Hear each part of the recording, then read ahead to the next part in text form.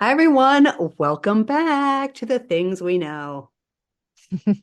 Thanks, Lisa. We haven't recorded for a couple weeks, so I missed you. I know it's crazy. I mean, we've said this in past pods, but we love Thursdays because it's the day we record, and we're good at it, so we get ahead of ourselves a little bit, which gives us some spaciousness. But I kind of don't like the spaciousness. I know. And Lisa, you're like I'm going through a massive remodel right now. So if you're watching us, I'm constantly in different places. Whether I've been in a rental house, it's kind of like, where's Waldo? Where's now I'm in my son's room, which I have thankfully blurred the background because nobody needs to see that shit. And anyway, so you've been great about it, but like this is my favorite thing.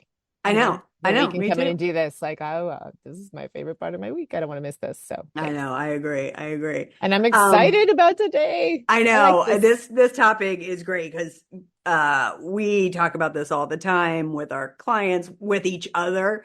We try to go down this path of it's got to be one way or the other way. So that's what this is. It's the age-old debate of duality versus unity, both and either or. So let's unpack this together. Definitely. And also, I just want to point out that a lot of our topics this season came up in episodes last year. So Right. last Which is season. why we So kept saying last year, yes, we should do a topic on that. yes. Because it would come up and we are like, we should go deeper into this, which is what we want Yeah, to do. because this is piggybacks off of, I mean, it's been a while, but the one we did about yes and, the idea of like it doesn't always have to be one way. So this just kind of takes Right. it a little deeper, right? Yeah. So why do you think, Lisa, that people fall into the trap of thinking in terms of either or? I think we all would love to live in a black and white world. While on one hand, it feels easy, like it's this way or that way. Mhm. I completely disagree. I think, and we'll talk about this, but I think it's much easier to open your arms to possibility than to think it's this my way or the highway or it's black versus white. Um, but I think people assume it would just be easier to have a binary choice. Mm. Does that make sense? Yeah, well, I think this is a product of patriarchy for sure that Yeah. everyone suffers from. But yeah, I think you're right, which is we've talked about in the past parts work, which Yeah. is one of the reason we do parts work because we start to think there's only like I can only want one of these things and I'm Right. gonna like I can only want something. Like if I want that, then I can't have that. Or if I decide that this is important, then I'll never be able to do that. There's like you're Mm-hmm. right, like there's just this choice people come into calls with us around or friends, bring into conversations that is such an assumption and Mm-hmm. it's obviously a belief and a mindset. But yeah. Well, and I think, there is a choice to believe that way. And again, I think it comes out of, we talk about there's a positive intention behind everything. When we make a choice to believe something, it probably comes from our experience. And so, like, I guess I'm thinking about conversations I've had around, I believe everything happens exactly as it should, even Mhm. when it's shitty. There is some reason it's going to work out for me. I have people in my life who think that is insane, that Mhm. just think, how can you possibly be that way? It's Yeah. either good or it's bad. And I just I that feels so constricting to me to think it's Mhm. either or. Now I will say the and this I don't want to go off on another human design tangent, but it is interesting because I have recently learned that generators and manifesting generators, and of course Charlotte is a manifesting generator, so we've talked about a lot. When you give them options, it does need to be binary. So I Mhm. I learned this because Charlotte is a vegetarian, so it's often when we're talking about going somewhere, we want to say let her pick because inevitably she can find some. We can always usually find something to eat. I need her to find something to eat. Mhm. But if I say where do you want to go to dinner, she can't answer me, and she's not being obstinate in this way. Um, I need to say to her, do you want to go to this pizza place or do you want to go to this taco place. Yes. And the frustration comes in like, neither. Well, but that, and so it's hard for me because I'm used to opening up possibilities and letting people decide. And she, from a decision making standpoint, needs a binary choice. Totally. I think that that's a skill that people need to work on is getting into that, and we'll get more into that in a little bit, is getting into the place of enjoying the menu of choices. Because that is stressful. I live with, in human design terms, I live with two manifestors, a generator and a manifesting generator, and all of them really appreciate if I boil it down to two choices, because they just all get like in different ways. Like, I don't know what I crave. Mainly though, it's Griffin and Brendan, the manifesting generator and the generator. It reminds me of like how I learned that in parenting. It's not a choice to brush your teeth. It's, so I say like, you want to use the red toothbrush or the blue toothbrush tonight, right? Like, so this is like my little Jedi mind games. But I do think that it helps practice making decisions. So that we can get to a place of like, there are things I can decide and eliminate other things that are in my way. But what if you want two things and they feel opposing, is what we're talking about here. Like, this is, and examples of that for listeners who are like, they may not know what we're getting at, is, somebody who's like, I want to quit my job and I want to still like maintain this lifestyle. And I don't think I can do both. Right. Or, I want more independence than I have in this relationship, but I want to stay married, right? Like, there's this like these ideas that they feel like they come in with this, like they assume I'm going to agree that these things don't work together, and maybe those aren't strong examples. Well, I mean, for you and I, the strongest example, it kind of goes to your first one, which is when we were coaching students, right? And it was like they wanted to leave their job, but they also they wanted to build a coaching business, but they had the safety of their job. And so it was like, why can't you do both? It starts as I never liked calling coaching as a side hustle, but it starts as a side project that hopefully you transition into it being your full-time job, but you can do both. You just have to open yourself up to that possibility. And once you do, then you can see the way it works. Because I think the problem with binary thinking is it does put those blinders on, right? So if it's this or that, you can't see how it could be both. Right. Oh, yeah. You reminded me of a great example too, is someone saying, I'm a really social person. I love to be around people, but I also, hate people. No, well, yeah, that's a whole other episode. But I also hate people. Love humanity, hate people. I think that's a direct Brene Brown quote. No, what I was thinking of, like, I want to be around people. I want a social life, and I'm also in love with this very, strong introvert who only wants to like be the two of us, right? Yeah. And that's where I love those conversations of how can you have both without compromising? Like, how do you get to enjoy both? And a lot of times that gets into the idea that, like, you can have both and feed both experiences without thinking you have to give one up, and not make one person your everything. Like, they have to give you all of that, right? Or not make, like, not feel like your friends also have to give you this other downtime that's also really good for you. So there's often these ideas that opposites don't mix when they really actually can. Right. Yes. And so when you are presented with that kind of language from a client, what do you do? I mean, we've already mentioned parts work, which you could talk about, I guess, briefly. I mean, I love parts work. But what else do you do to help them understand that there can be a yes and? I think where you and I are trained, and like where just probably any good coaches, is, well, what do you want? Right. Yeah. And then you're in without any buts, if you could wave a magic wand, what do you want? And it's like, well, I want a steady income and I want to travel, right? Something like that, right? Okay. So you're like, and they start to go button, like, no, let's just stay there. Okay, so what would that look like? Yeah. Well, I don't know. Like, well, why don't you try it? Let's like really go there. And you feel that, but just creeping in, and you're like trying to just kind of keep them from going there. And you really let them step into it and feel it. Like, what does that feel like? What does that look like? And sometimes closing their eyes helps. And there's ways we do future pacing, but really load that up. And then you find out, okay, so what is it like right now? And so here's where you are, here's what you want, what's in the way, right? And Right. so that's where we get into like the beliefs behind the butts. the the mindset that is limiting based on those beliefs and this obvious idea that you can't have both. And that's where we get to say, what if you could?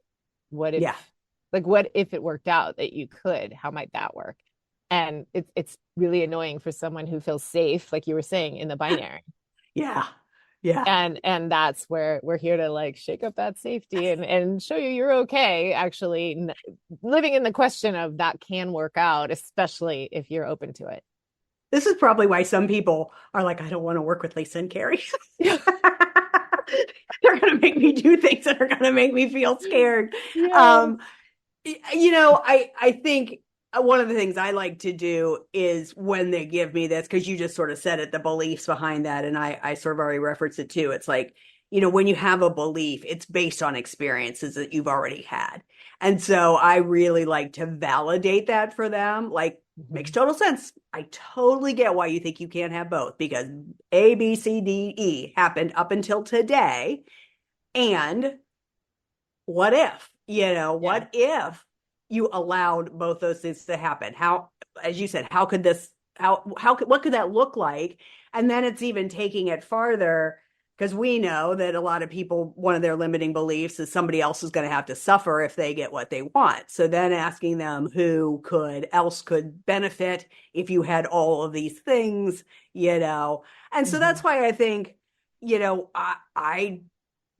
I don't know. I guess it's why I go back to everything happens as it should. Um, because I guess I can always look back at that as being true for me. It is hindsight for sure.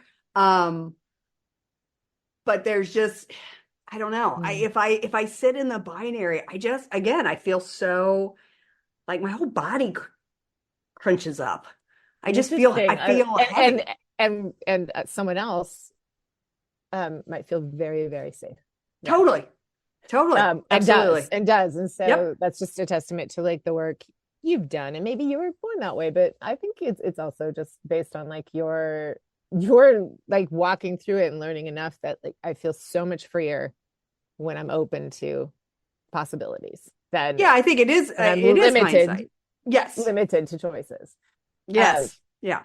yeah, it's such an interesting thing that's coming up for me right now is that, and I just heard it a bunch in so many, and I shouldn't even say this where it's recorded, maybe I will take it out, but like the idea that to do things that are scary to us. So I'm toying with the idea of stand-up comedy class just to because it's scary, but also because I'm always trying to model that to my kids, like why you're good at sports or you're not, like these kind of things, like why don't you, or I'm not good at that, or why don't you try, like Mm, what if you could be someone who's good at this and that, but you won't know until you try, right. like these things aren't foregone conclusions, right?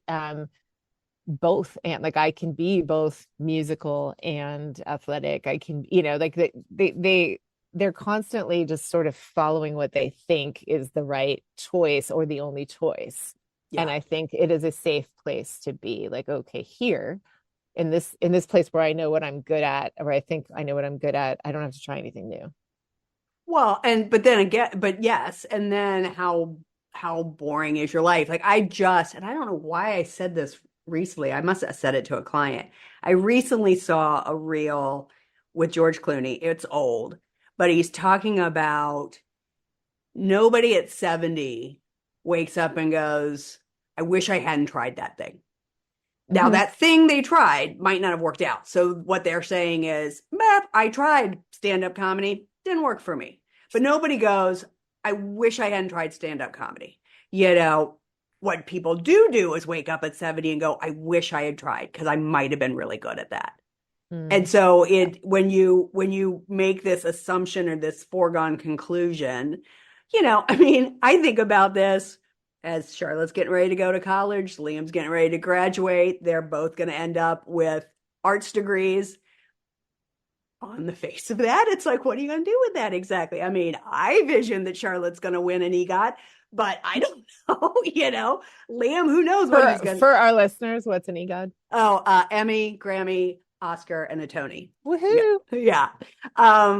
And so, yeah, I mean, I think both of them will be incredibly successful, but on the face of it, spending a lot of money on college for an arts degree with no intention necessarily of teaching, I don't, who knows what that looks like, but I can't block them from going down that path just because it's not exactly safe. I just can't do it. And like safe according to whom? And well, also that, right. yes. Yeah. Yeah. For sure. Yeah. So we can have freedom and abundance, love and independence, success and fulfillment. We can take risks and hold on to the things that help us feel confident too, right? So like this is the both and. This is the, I mean, oftentimes I don't want to be contradictory because I know we often say in order to reach for and go for the things you want, you got to let go of some stuff. And I'm not saying let go of safety. I'm saying let go of the sense of safety, the false sense of safety. Let go of the belief that's making you think you don't have choices. Not let go of the belief that you think this is the only way to be safe. Right. And we're not saying let go of any choices. We're saying there's room for them. Yeah. Yeah. And you might try something and decide it's not for you. Okay. Also great. Yeah. I think about people who struggle with money and think if I have money, I will turn into a bad person. I can't have money and also have freedom. I can't have money because if I have money, that means I must be working really hard. So that means I won't have any time off. I won't. Again, it does come back to the says who. Whose voice is that? All those things that we ask our clients when they make definitive binary statements. Yeah. According to whom? Yes. So we were going to talk about like how we navigate this and about beliefs and mindset. So on beliefs, I think, like you mentioned, it starts with shifting. Instead of seeing contradictions as problems to be solved, we can see them as opportunities for growth and expansion. And I think that's exactly what you were just outlining. Like this is what you look back on and are glad, oh, I flopped, but I'm so glad because that grew my, ability to just be fearless a little more. And mindset shift can't happen without looking at what you believe. And that's what we get back to all the time, because as coaches, we know that that's what gets in the way. Like there's so much out there about mindset. And I don't think there's enough out there where people are kind of trying to pay attention to it and follow it. That really reminds you that mindset really has to start with your beliefs. You can't shift into something you don't believe. Yes. So you could sit there as long as you want and stare at the ceiling and have a word or think, nice thoughts. But unless you believe that something's possible, like that's not going to shift. That's what gets in the way. And what we're believing about ourselves, others, and the world will absolutely affect whether or not you can embrace both and. So if someone has a very limited belief about what's possible, they're not going to go for it.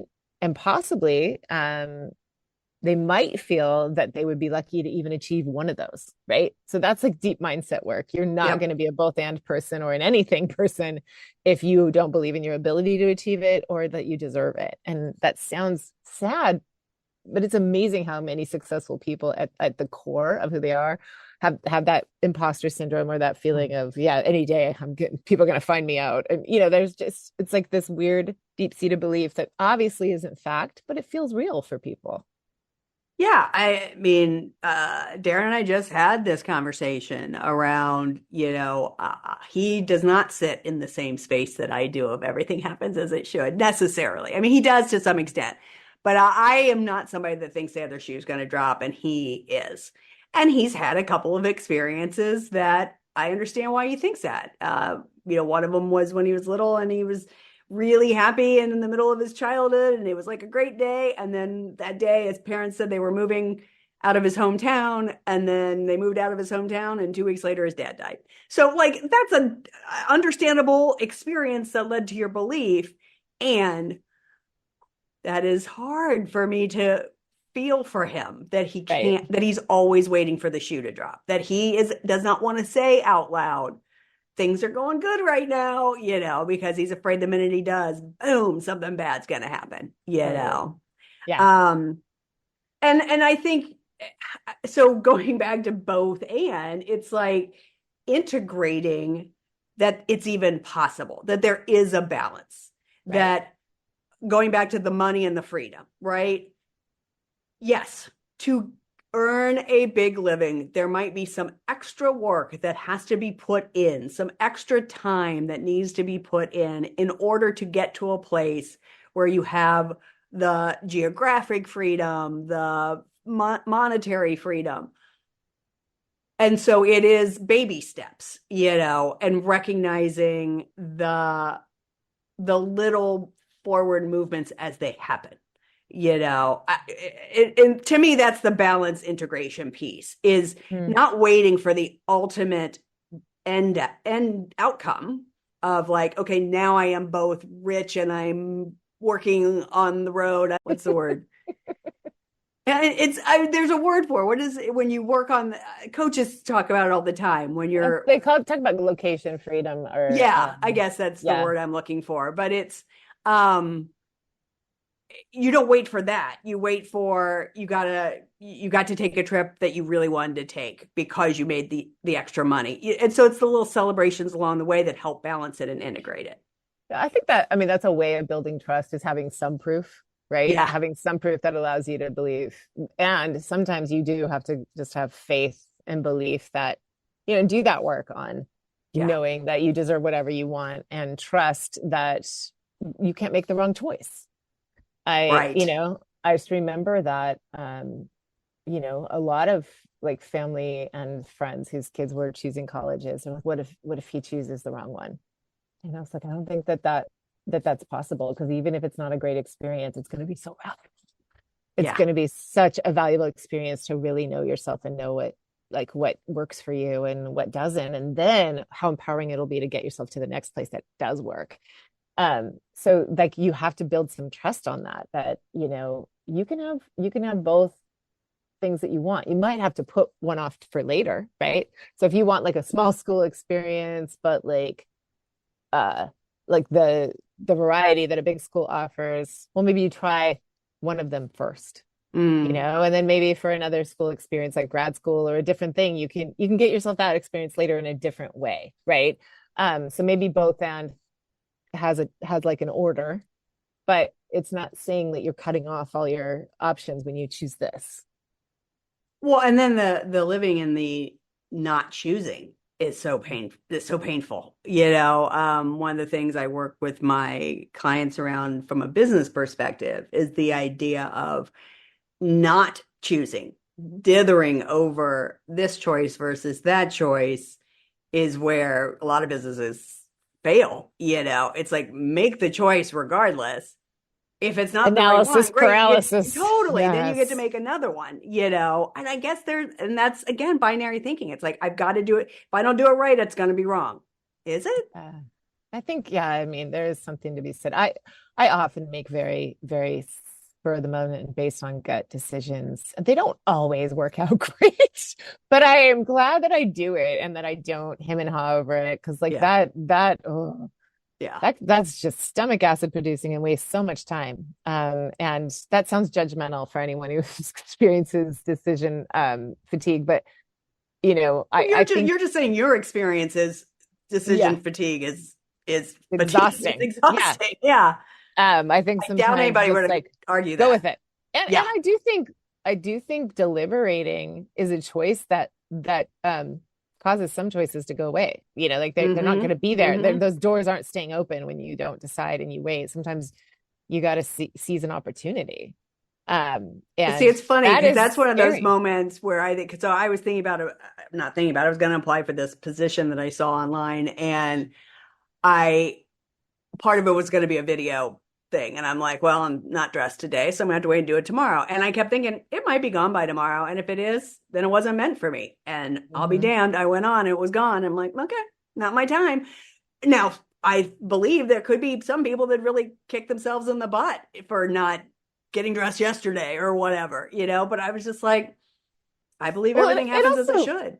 I feel like that also can teach you, because you're right. Like, some, if you're not, what some people call luck, I think is preparation and good timing. Yeah. Um, I also think if you really wanted it and it had bothered you, it would just teach you next time to like go for it a little, or Correct.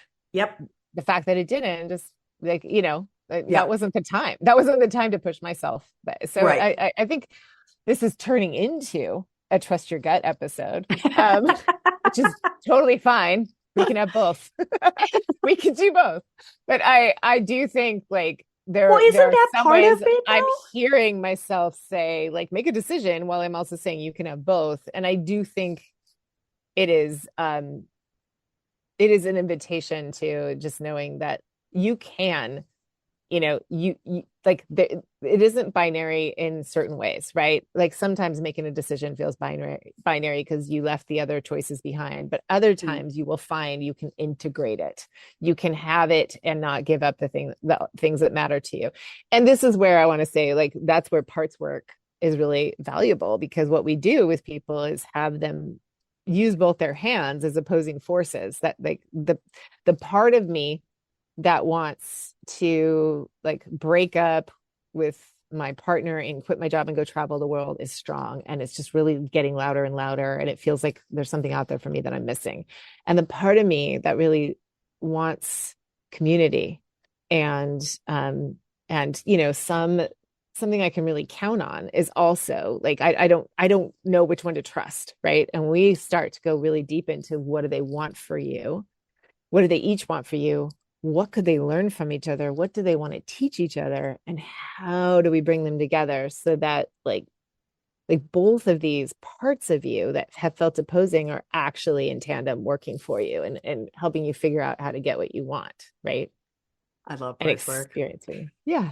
So I think that's what I'm, roundabout way of getting at. And is that like what you said, it's an integration and a balance that, yeah, learn how to take some risks or listen to your gut or make a decision. Trust that, if it didn't go the way you thought it would, that was that was also there for you, teaching you something or letting you know it actually wasn't for you. And also notice how you can maybe have both. Usually you Well, can. and I was thinking as you were talking, I heard something recently around, is it ego or is it fear? I think that's what it was. And when you're making a decision, and asking yourself, what is that voice? Is that voice telling me the truth? So again, I guess it goes back to the inner critic or the saboteur or the critter brain. When it's telling you only have a binary choice, is it doing it just to protect you, so to speak? And so I do think there is an aspect of trusting your gut when you're used to black and white choices, because the one that might look on the face of it like the safe one, if your gut is telling you, if you're that's no, do that one, trusting that Yeah. aspect of it, and so it not only is it not you have the ability to not live in black and white, you have to be comfortable living in gray. True. And for the neurospicy ones of us who, have some degree of either OCD or ADHD or something else, there are times where it is so much, it feels so much Mm-hmm. more productive or safe or easier to like narrow down the choices so Totally. they can like focus on their day. And I still would argue you can you don't have to like give up the things you want in order to do that. I think it's Yeah. just like you said, it's a matter of it's really like about working on trusting, allowing, and receiving, right? Like it's okay. There's a certain way I need to do things, and that's going to help me focus. But I really believe that I can figure out how to integrate and have the things I want without feeling like I have to give something up. Mm. I mean, that sounds so soft and lovely. Yeah, Like maybe. it, no, I mean, in a good way. Like, I think it Yeah, sounds really like, um, and if you've never done it before, it's scary. yeah, true. Yeah, Because absolutely. the gray area is sometimes not fun. Right, right, right. But it is fun. Our Right. songs. Oh yeah. You picked this one. Yeah, I love this one. I know it's one of your faves, isn't it?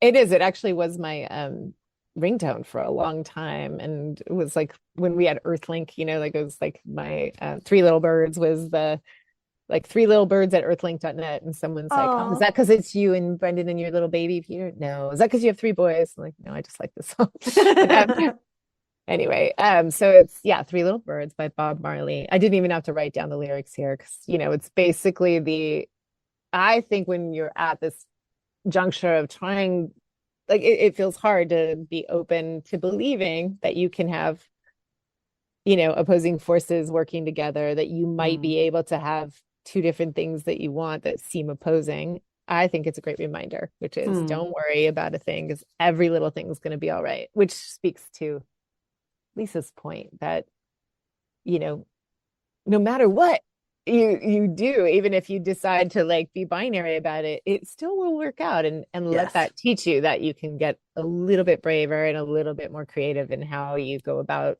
not giving up what you want. Yeah. And even just saying those words makes me want to bob up and down like I'm listening to reggae. That song it's so good. What a great choice. I know. Yeah, I love that. That's a great way to sort of end this, is that even if you choose to go down the binary, so be it. There are no wrong choices.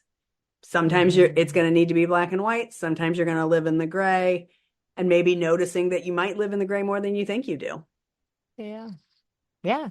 It all works out in the end. I know. So enjoy experimenting with that and enjoying the paradoxes, right? Yeah, absolutely. Yeah. I hope this was enlightening. I hope that this got you thinking about how you approach the world. As always, we're so very happy that you are here with us. And you want to tell them their action items? Yes, we would love for you to be sure to follow us on Facebook and Instagram, because you get more juicy bits, from us on these topics. Lisa does just incredibly fun and also informative and enlightening posts. So thank you for doing our amazing social media. It's a fun place to be with us if you want to, but also there's more information there about our upcoming next Best Chapter Retreat, which is this fall in Chicago. And we are super excited. Details are coming very soon. We had to make some choices and some binary things there. We sure did. So we're not just talking out of our butt on these things. Like, we live this on a daily basis. Yes. But we do start everything with both and that we really do. That really helps us stretch into like things that we never thought were possible. So I will say you're right. Absolutely. We don't just say this sitting on our butts. Yeah. All right, everyone. Thanks for listening. We'll be here next week. Okay. Bye-bye.